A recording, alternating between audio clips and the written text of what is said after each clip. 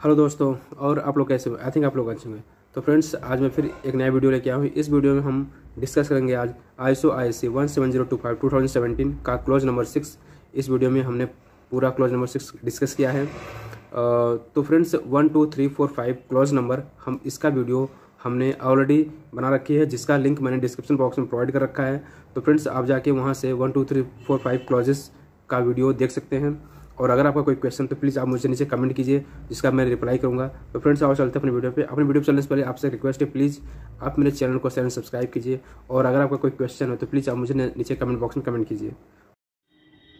ISO 10252 part 4 clause number 6 हम start कर रहे हैं। चलते हैं नेक्स्ट पेज पे।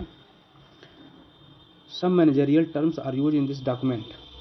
कुछ मैनेजरियल टर्म्स हैं जो इस क्लॉज में यूज हो रहे हैं, तो पहले उसको हम जान लेते हैं। जैसे डॉक्यूमेंट किसे कहते हैं, प्रोसीजर क्या होता है, रिकॉर्ड क्या होता है, और रिटर्न रिकॉर्ड क्या होता है, इन सब के बारे में हम जान लेते हैं। सबसे फर्स्ट में है document. Document a document is a content file whose information is use to run the company. The document must have according to ISO 17025 2017। Document एक कंटेंट फाइल होता है जिसके अंदर कंटेंट होता है और जिसके इन्फॉर्मेशन को हम यूज करके कंपनी को रन करते हैं, कंपनी को चलाते हैं। The document must have according to ISO 17025 2017। But अगर हमें डॉक्यूमेंट लैब के प्रोस्पेक्टिव से बनाना है तो ISO 17025 2017 के अकॉर्डिंग होगा। सेकेंड टर्म है procedure. A procedure is a prescribed way of undertaking a process और part of a process.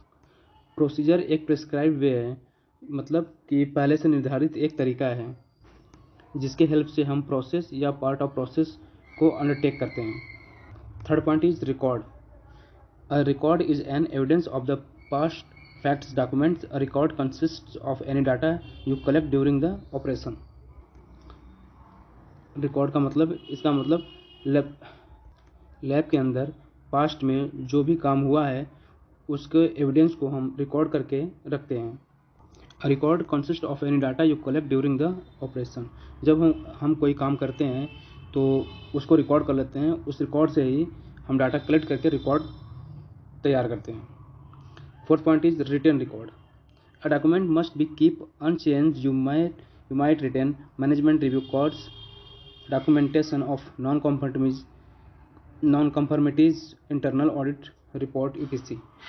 Written record ये भी एक रिकॉर्ड ही है, बट लैब में हमें रिकॉर्ड और रिटन रिकॉर्ड को सेपरेट करके रखना पड़ता है। और कुछ रिकॉर्ड ऐसे होते हैं जिसको हमें लंबे समय तक रखना होता है, तो इस तरह के रिकॉर्ड को हम रिटन रिकॉर्ड कहते हैं। A document must be keep unchange. वैसे तो रिकॉर्ड को चेंज नहीं किया जाता है, बट स्पेशली यहाँ पे बताया गया है कि रिटन रिकॉर्ड को आपको अनचेंज रखना है। Example for you might retain management review records. जब भी हम मैनेजमेंट रिव्यू मीटिंग करते हैं तो उसके रिकॉर्ड को हमें रिटर्न रखना होता है। Documentation of non conformities. Audit के समय जो भी हमें ऑडिट में NC वगैरह मिली रहती है उन सबको रिकॉर्ड को भी मेंटेन करना रहता है। Internal audit reports. लेबोरेटरी के अंदर जब हम इंटरनल ऑडिट करते हैं तो उसके रिकॉर्ड्स को भी हम रिटर्न करके रखते हैं। कई बार डॉक्यूमेंट और रिकॉर्ड्स को लेके कन्फ्यूजन हो जाता है, किसको हम डॉक्यूमेंट कहें, किसको हम रिकॉर्ड। तो कुछ पॉइंट है नीचे हमने दिए हुए हैं, तो आओ जानते हैं डॉक्यूमेंट किसे कहते हैं, रिकॉर्ड किसे कहते हैं। Document are created by planning what need to be done, and records are created when something is done and record the event. Document जो है वो प्लानिंग करके रिकॉर्ड किया जाता है। व्हाट नीड टू डन यानी क्या करने की ज़रूरत है, and records and created when something is done मतलब, और रिकॉर्ड तब बनता है जब कुछ हम करते हैं।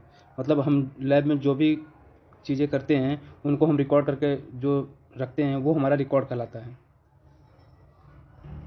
Document can be change but record once completed can not be change.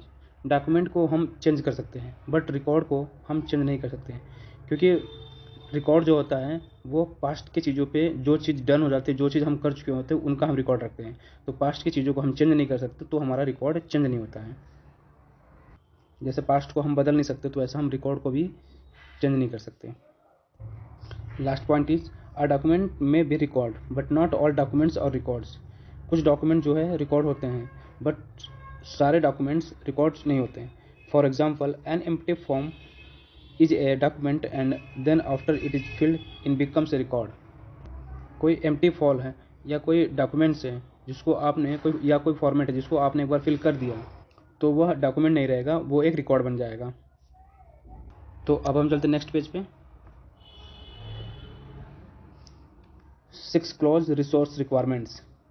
तो इस वीडियो में हम 6 क्लॉज में हमारे आते हैं 6.1 सब क्लॉजेज हैं, 6.2 पर्सनल है, और 6.3 हमारा है फैसिलिटीज़ एंड एनवायरमेंटल कंडीशन, और 6.4 इक्विपमेंट है, और 6.5 सब क्लॉज हमारा मेट्रोलॉजिकल ट्रेसेबिलिटी है, और 6.6 एंड लास्ट है हमारा externally provided products and service.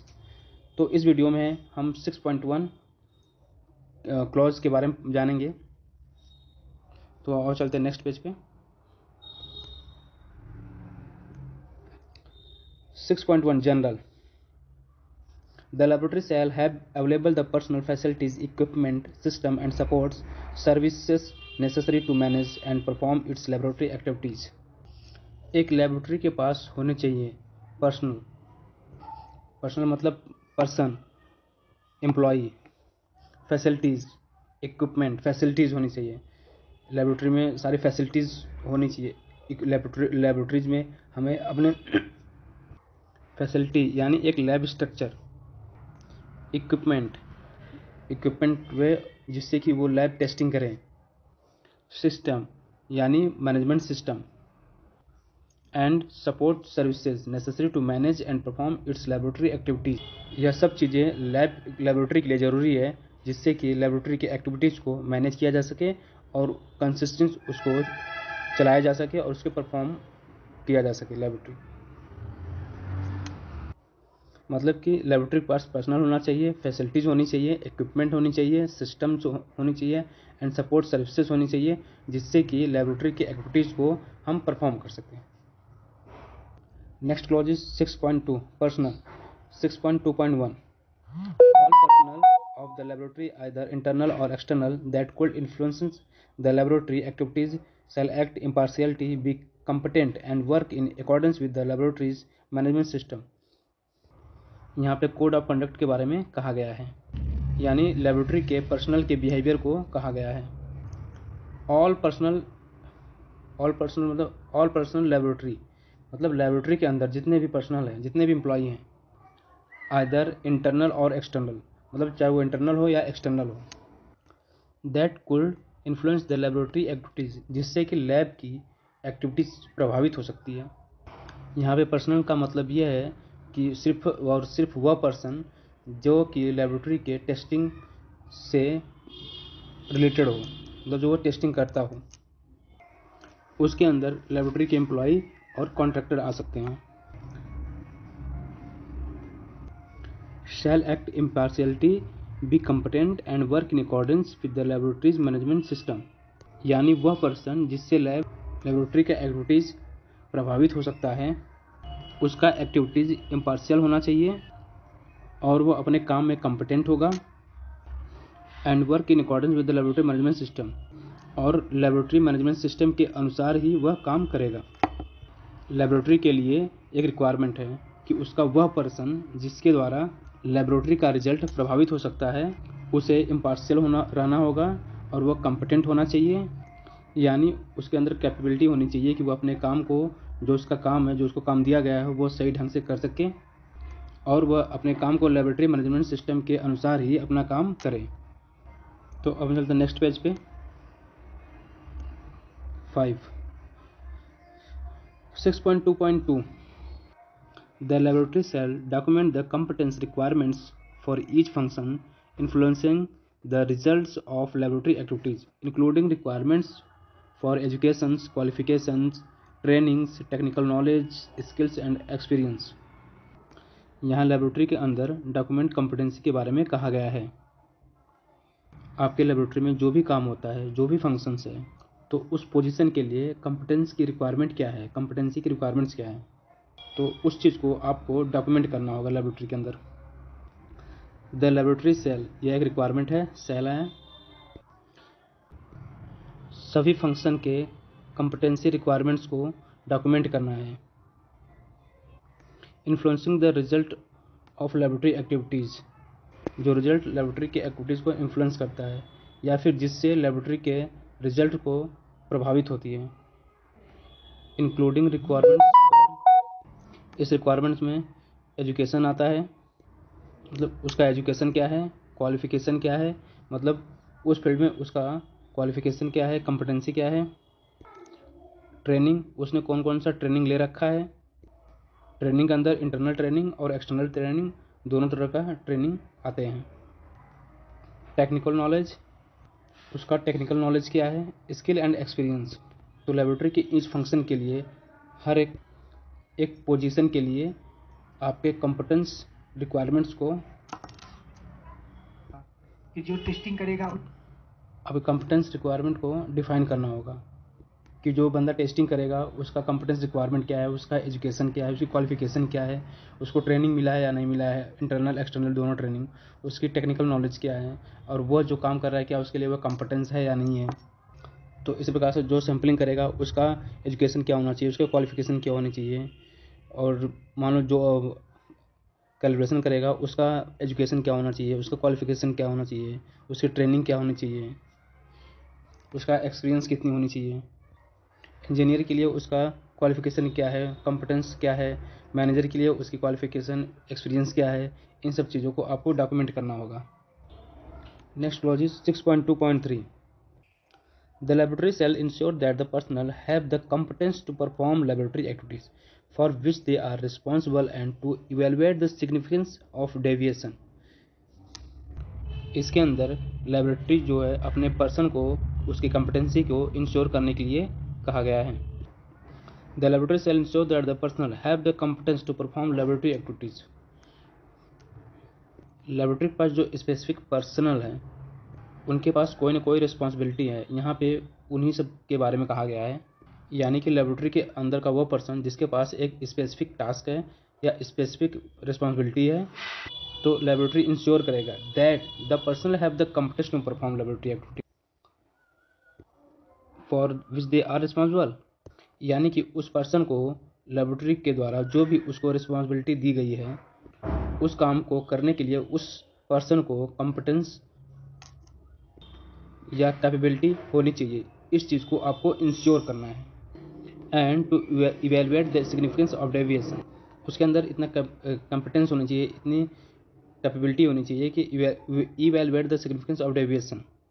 यानी कि अगर लेबोरेटरी कोई काम डेविएशन उसके अंदर डेविएशन हो रहा है या फिर चेंज हो रहा है, तो उस काम या उस तरीके को काम को चेंज करने से रिजल्ट पे क्या इफेक्ट पड़ेगा, क्या डेविएशन आएगा, उसको यह पता होना चाहिए, उसका वह मूल्यांकन कर सके।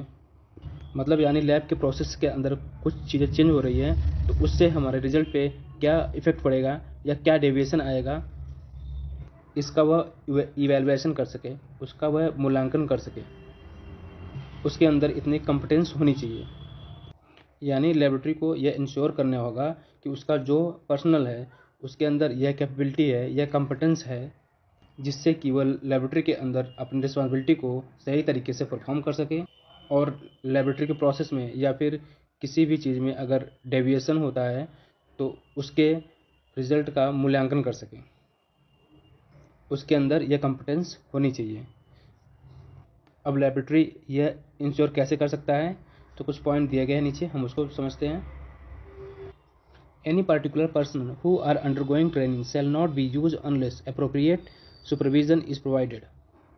यानी लेबोरेटरी के अंदर वह पर्सनल जो ट्रेनिंग कर रहा है, यानी कि लेबोरेटरी उसे अभी कंपिटेंस नहीं समझ रही है, मतलब वो बंदा अभी ट्रेनिंग कर रहा है, तो उससे आप कोई भी टेस्टिंग या कैलिब्रेशन नहीं करवा सकते जब तक कि उसके साथ कोई अप्रोप्रिएट पर्सन या फिर कोई सुपरवाइज़र या फिर कोई सुपरविज़न ना हो, तब तक वह लेबोरेटरी के एक्टिविटीज़ को परफॉर्म नहीं करेगा।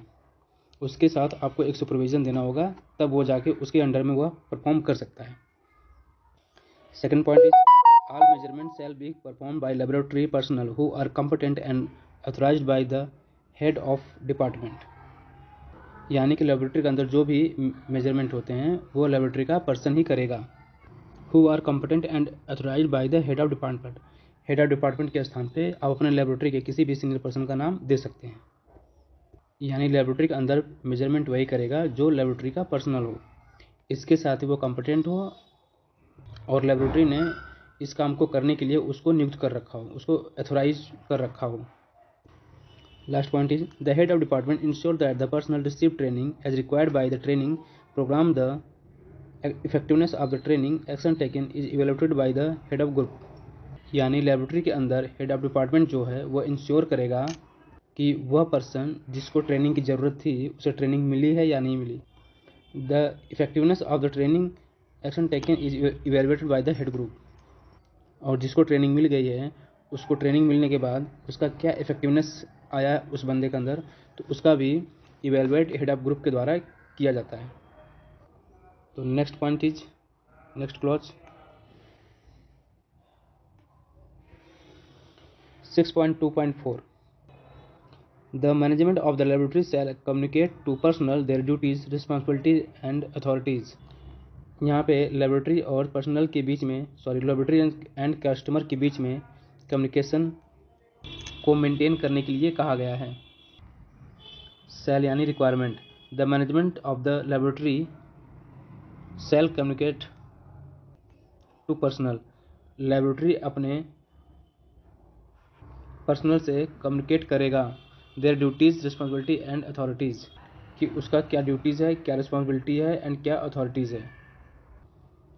तो नीचे देखते हैं कुछ पॉइंट है। A expertise and experience required. Expertise विशेषज्ञता एंड एक्सपीरियंस, मतलब लेबोरेटरी के अंदर जो पर्सनल जिसको जो काम दिया गया है, जो रिस्पॉन्सिबिलिटी दी गई है, उसकी क्या एक्सपर्टाइज विशेषज्ञता क्या होनी चाहिए एंड एक्सपीरियंस क्या होनी चाहिए। Second point is qualification and training program. उसकी क्या क्वालिफिकेशन होनी चाहिए और उसको ट्रेनिंग प्रोग्राम उसका क्या होना चाहिए, उसको ट्रेनिंग मिला है या नहीं मिला, इंटरनल या एक्सटर्नल दोनों। यह सब डॉक्यूमेंट के अंदर डिफाइन किया जाता है। मैनेजरियल ड्यूटीज़, मतलब पर्सनल की ड्यूटीज़ क्या है उसको भी अप टू डेट डॉक्यूमेंट करके रखा जाता है। Last point is the responsibility with respect to performing testing and calibration. यानी उसके अंदर रिस्पॉन्सिबिलिटी और यानी उसके अंदर टेस्टिंग एंड कैलिब्रेशन के बारे में रिस्पॉन्सिबिलिटीज़ दिया होता है। अब next clause 6.2.5 the laboratory shall have procedure and written records. Shall मतलब यह भी एक रिक्वायरमेंट है। A. Determining the competence requirements. B. Selection of personnel. C. Training of personnel. D. Supervision of personnel. E. Authorization of personnel. F. Monitoring competence of personnel. यहाँ personal के अंदर procedure और records को बनाने के लिए कहा गया है। प्रोसीजर होता है हाउ इट इज़ डन, मतलब किसी काम को किस तरीके से करना है वह प्रोसीजर के अंदर लिखा होता है। एंड रिकॉर्ड करता है व्हाट वाज डन, यानी क्या हो चुका है, क्या हमने कर लिया है, उसका हमने रिकॉर्ड रखना है। तो इस क्लॉज को समझते हैं। द लेबोरेटरी शैल हैव, यानी लेबोरेटरी के पास होनी चाहिए, and written records, procedure and written records, यानी लेबोरेटरी के अंदर प्रोसीजर होना चाहिए कि किस काम को किस तरीके से किया जाए और उसका रिटन रिकॉर्ड होना चाहिए। आपने अब तक लेबोरेटरी के अंदर जो भी किया उसका आपको रिकॉर्ड रखना है। फर्स्ट पॉइंटेज है डिटरमाइनिंग द कॉम्पिटेंस रिक्वायरमेंट, यानी आपके पर्सनल के अंदर कॉम्पिटेंस का जो डिटरमाइनिंग है उसको आपको उसको निर्धारित करना है, उसका रिटन रिकॉर्ड रखना है। बी सिलेक्शन ऑफ पर्सनल, जब आप लेबोरेटरी के लिए किसी पर्सनल को सेलेक्ट करते हो तो उसका क्या प्रोसीजर है, उसका भी रिटन रिकॉर्ड हमें रखना है। सी ट्रेनिंग ऑफ पर्सनल, यानी आप लेबोरेटरी के अंदर पर्सनल को किस तरीके से ट्रेनिंग प्रोवाइड करते हो उसका प्रोसीजर होना चाहिए और उसका रिटन रिकॉर्ड होना चाहिए। D supervision of personal, training करने के बाद भी आपके पर्सनल को सुपरविजन करना है कि आपका पर्सनल किस तरीके से काम कर रहा है। इसके लिए भी आपके पास एक प्रोसीजर और इसका रिटन रिकॉर्ड रखना होगा। डी ऑथराइजेशन ऑफ पर्सनल, जब आप किसी पर्सनल को स्पेसिफिक टास्क के लिए उसको रिस्पॉन्सिबिलिटी देते हैं या फिर किसी स्पेसिफिक टास्क के लिए किसी पर्सन को ऑथराइजेशन करते हो तो उसका भी प्रोसीजर होना चाहिए और उसका रिटर्न रिकॉर्ड होना चाहिए। F last point is monitoring competence of personal. आपके लैब के अंदर जो पर्सनल है उसके कॉम्पिटेंस को मॉनिटरिंग करना है और उसका भी हमें रिटर्न रिकॉर्ड होना चाहिए, उसका भी एक प्रोसीजर होना चाहिए और उसका रिटर्न रिकॉर्ड होना चाहिए। तो चलते हैं नेक्स्ट पेज पे। 6.2.6 The laboratory cell authorizes personnel to perform specific laboratory activities including but not limited to the following: A. Development, modification, verification and validation of methods. B. Analysis of results including statements of conformity or opinions and interpretations. C. Reports, review and authorization of results. यहाँ laboratory के अंदर एक authorisation के requirement का एक दिया गया है। चलिए इसको समझते हैं। The laboratory shall authorize personnel to perform specific laboratory activities, यानी लेबोरेटरी के अंदर एक ऑथराइज पर्सन होने चाहिए, यानी लेबोरेटरी के अंदर जो महत्वपूर्ण चीज़ें हैं उसको वह परफॉर्म करेगा। Including but not limited to the following, नीचे जो कुछ भी दिया गया है उसके वर्क में इंक्लूड होगा, बट बस यही इसकी रिस्पॉन्सिबिलिटी नहीं होगी, इसके अलावा भी उसकी रिस्पॉन्सिबिलिटी हो सकती है। उसके रिस्पॉन्सिबिलिटी में लेबोरेटरी के अंदर जो मेथड होता है, प्रोसेस मेथड हो या फिर कोई टेस्टिंग मेथड हो, उसका डेवलपमेंट करना हो या मॉडिफिकेशन करना हो या वेरिफिकेशन करना हो या वैलिडेट करना हो, यह सब उसका रिस्पॉन्सिबिलिटी होगा। डेवलपमेंट यानी कोई नया मेथड को डेवलप करना हो। मॉडिफिकेशन यानी जो पहले से मेथड बना हुआ है उसमें से चेंज करके इम्प्रूव करना हो। वेरिफिकेशन में हम ये देखते हैं कि जो हम मेथड यूज कर रहे हैं वह सही से यूज कर रहे हैं या नहीं, जबकि वैलिडेशन में हम ये देखते हैं कि हमारा मेथड सही है या नहीं है। तो यह सब उस ऑथराइज पर्सन का रिस्पॉन्सिबिलिटी होगा। B point, analysis of result including statements of conformity और ओपिनियंस एंड इंटरप्रिटेशन, यानी लेबोरेटरी के अंदर जो भी रिजल्ट प्रसूड होता है उसको आपको एनालिसिस करना है। एनालिसिस के अंदर इंक्लूड हो सकता है स्टेटमेंट ऑफ कन्फर्मिटी, कि वह रिजल्ट कंप्लायंस है या नहीं है, पास है या फेल है, उसका स्टेटमेंट देना हो वो पास है या फेल है। ये ओपिनियन, और आपको अपनी तरफ से कोई ओपिनियन देना हो, कोई कमेंट करना हो। एंड इंटरप्रिटेशन, या फिर उस रिजल्ट्स का व्याख्या करना हो, यह सब काम उसके रिस्पॉन्सिबिलिटी में होगा। C point, reports, review and authorization of results, laboratory के अंदर रिपोर्ट को रिव्यू करना हो या फिर उसकी एनालिसिस करना हो या फिर उसकी जिम्मेदारी लेना हो, ये सब काम उस पर्सन का होगा। तो लेबोरेटरी के अंदर इस तरह का पर्सन भी होना चाहिए, यह लेबोरेटरी के लिए एक रिक्वायरमेंट है। तो नेक्स्ट स्लाइड पे चलते हैं।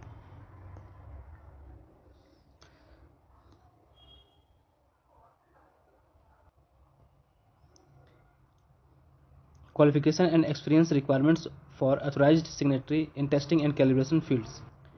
यहाँ पे लेबोरेटरी का जो ऑथराइज पर्सन होगा, जो सिग्नेटरी पर्सन होगा, उसका क्वालिफिकेशन क्या होगा, उसका मिनिमम क्वालिफिकेशन क्या होना चाहिए और उसकी एक्सपीरियंस कितना होना चाहिए, उसके क्वालिफिकेशन के साथ उसका एक्सपीरियंस कितना होना चाहिए।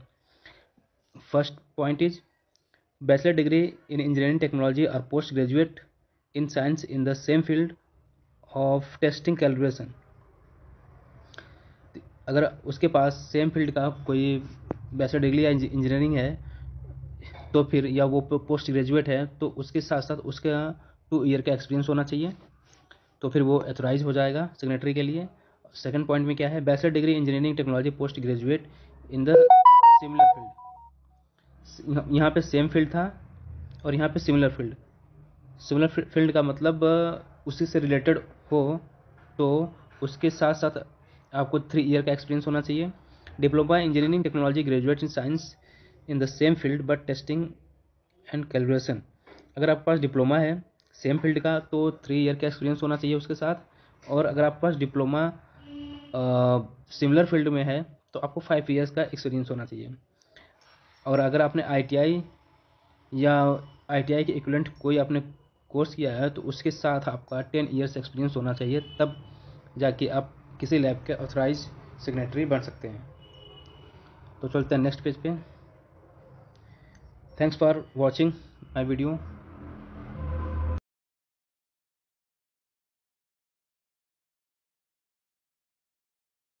हेलो दोस्तों, तो मेरा वीडियो कैसा लगा? आई थिंक अच्छा लगा होगा। और अगर आपका कोई क्वेश्चन हो तो प्लीज़ आप मुझे नीचे कमेंट बॉक्स में कमेंट कीजिए, उसका मैं रिप्लाई करूँगा। और अगर आप चाहते हो कि मैं किसी और टॉपिक पे वीडियो बनाऊँ तो प्लीज़ आप मुझे नीचे कमेंट कीजिए कमेंट बॉक्स में। तो मेरा नेक्स्ट वीडियो आने वाला उसी टॉपिक पे होगा। तो मिलते हैं हम नेक्स्ट वीडियो में। Bye bye.